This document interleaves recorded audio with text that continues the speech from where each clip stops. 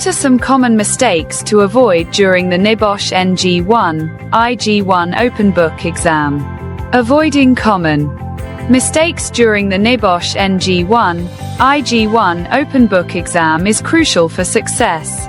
Here are some key pitfalls to steer clear of.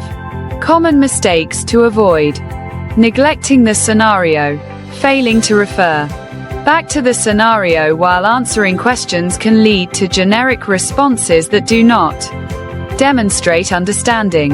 Always ensure your answers are directly related to the specifics of the scenario provided. Ignoring marks allocation.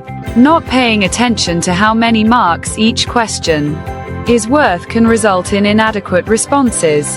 Allocate your time and effort according to the marks available, ensuring that higher mark questions receive more detailed answers. Copying and pasting. Directly copying text from study materials or the scenario is considered plagiarism and will not satisfy the exam requirements. Instead, synthesize your knowledge and apply it contextually to the questions. Misunderstanding command words.